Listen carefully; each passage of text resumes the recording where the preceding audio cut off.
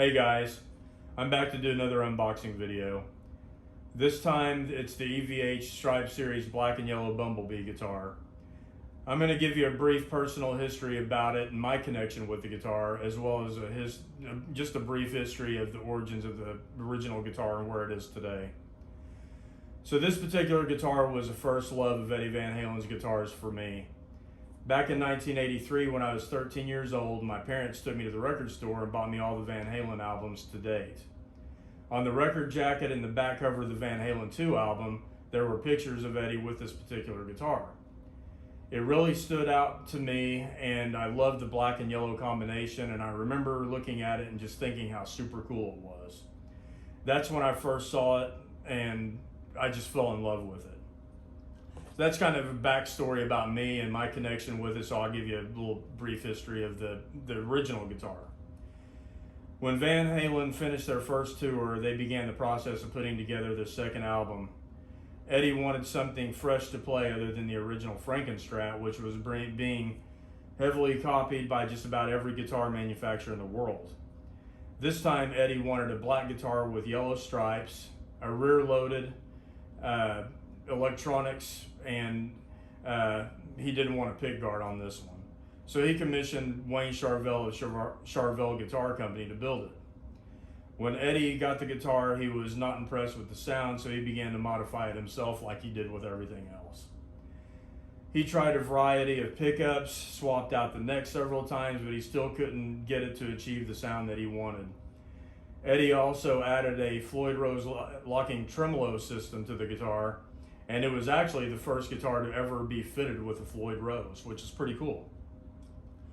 Eddie went on to use the Bumblebee guitar during the Van Halen 2 tour, but he still kept the original Frankenstrat with him as he kept it in his tour rotation. After the Van Halen tour ended, Eddie retired the Bumblebee guitar, and it was never seen again that I know of. And he went back to his original Frankenstrat, as well as several other guitars.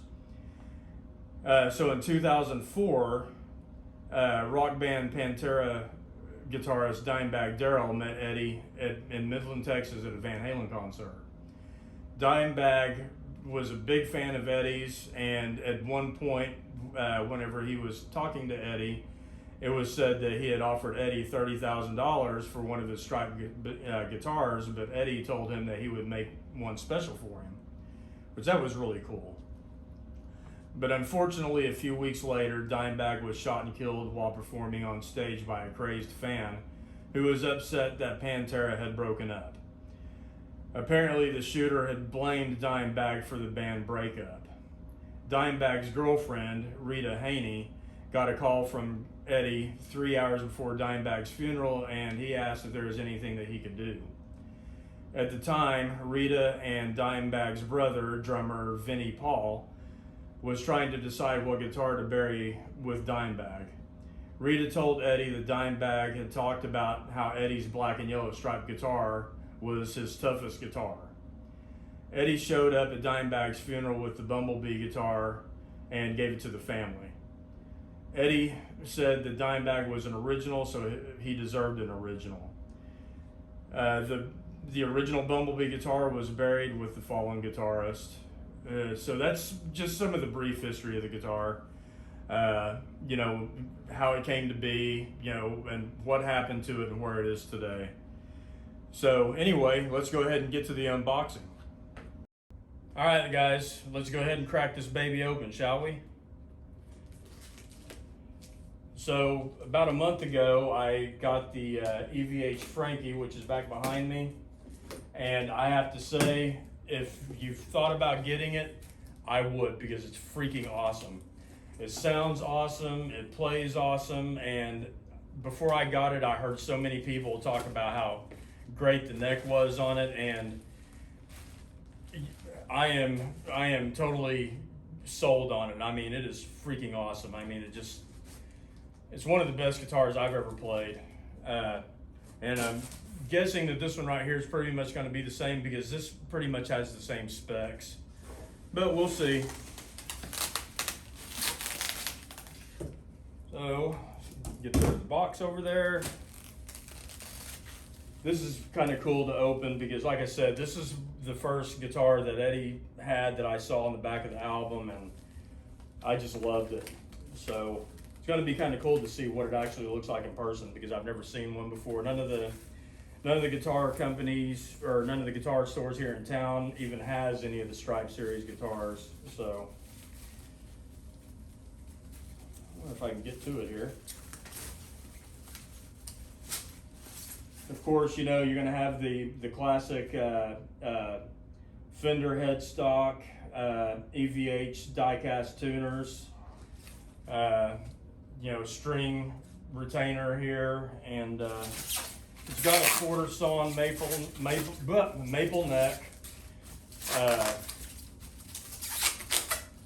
12 to 16 radius, really easy to play.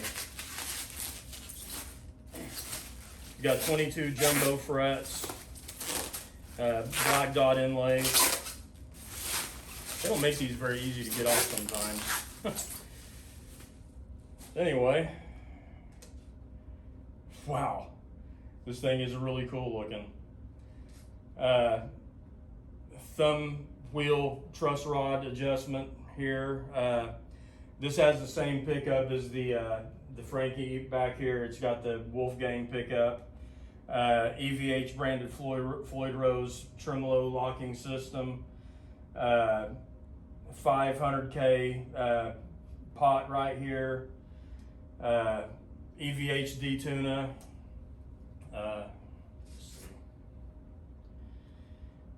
I know that the neck, I didn't mention this in my other video whenever I made the video for this one, but it has a hand rubbed oiled neck or something. They feel fantastic. But wow, very cool. I believe the paint on this is a urethane paint, but the necks on these are just, they feel so good. Now, I had an issue with this guitar. Whenever I got it, you know, I played it, it felt great, but I noticed that something was off. I started looking at it and I had noticed that the bridge was sitting crooked on it. It was sitting up higher on the high E side than what it was on this side. So when I started adjusting it, I eventually noticed that it had some high frets, so I ended up having to take it in and get the frets leveled, crowned, and polished, and that kind of sucked because I had waited so long for that guitar, and my tech ended up having it for 3 weeks. But anyway, I got it back. While it was in, I actually did replace the EVH branded Floyd Rose with a German Floyd Rose. There's no comparison. Way better, and I'm sure I'm going to end up doing it on this guitar as well. But let me give you some, you know, close-ups of it. Again, this is another one that you know, they made in Mexico, but you know, playing one of these and the craftsmanship, other than the frets on that one, you know, they did a fantastic job. I mean, the relicking on that one right there is just amazing. But and you know, it looks like the paint job on this one right here is just right up there with it. I just hope that whenever I sit down and play it, that it doesn't need a fret job as well, because that really sucked. That was $180.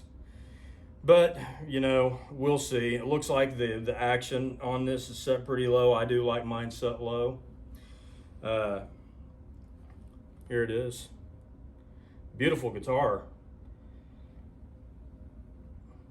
So anyway, I'm not gonna make this a super long video, so I hope you enjoyed it. And in my last video, you may have seen an Epiphone ES335 Pro is red. I actually sold that over the weekend because I've always wanted an Epiphone Casino in the turquoise with a Bigsby tailpiece. Sweetwater had one left, so I ended up selling that ES335 Pro, and the casino, the turquoise casino, will be here in just a couple more days, and whenever that comes in, I will also be doing an unboxing video of that. So anyway, I hope you enjoyed both of these videos. It was fun to make them, and it was a lot more fun opening these things up and just looking at them. I mean, it's awesome. So thanks a lot. I appreciate you watching, and like and subscribe my videos. I don't make videos very often, but I'm just not a video kind of guy. But anyway, I hope you enjoyed it, and I'll see you next time.